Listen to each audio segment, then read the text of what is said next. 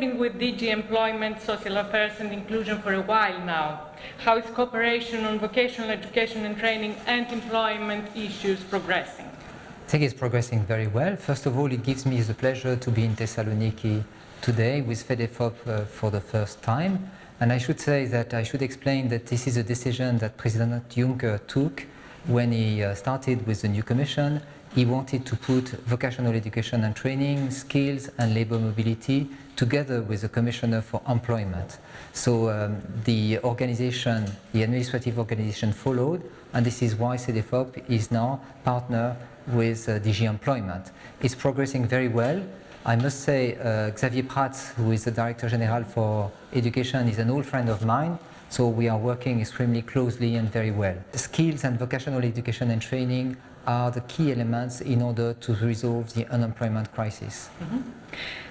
What role do you expect Cedefop to play in the future coming up to 2020? What are the agency's strengths in your opinion? For me, the agency's strength is very much its expertise, its knowledge of countries, of member states, of their vocational education and training systems. And this is an expertise that the Commission needs.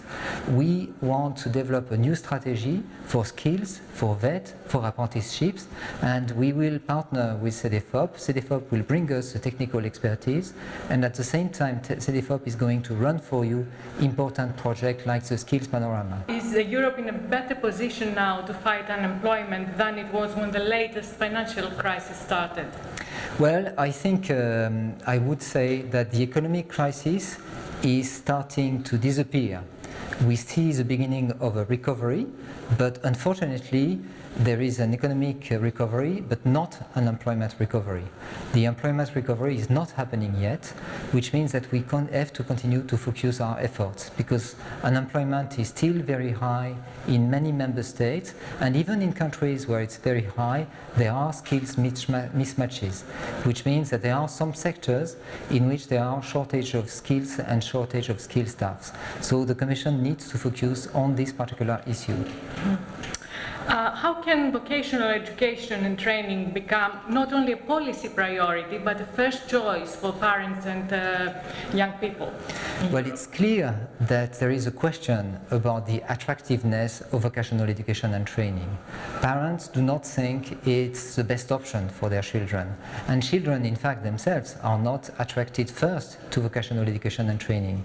So for me, the way to improve the situation is to make sure that there is a better quality for VET, but also to make sure that there is a clear bridge which exists between general education and VET. You mentioned the Skills Panorama website earlier, and now Cedefop has taken over running it.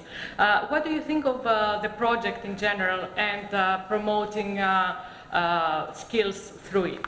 Well, as I said earlier, we have this very strange situation where you have very high unemployment levels in some member states, but in the same member states you also have shortage of skills.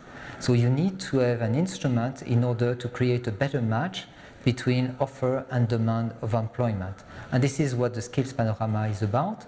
This is a project which was started by the Commission, but we do not have the capacity, the technical expertise that Cedefop has, which is why we have asked Cedefop to take it over, and we think this is an instrument which has a lot of potential, especially when it's combined with EURES.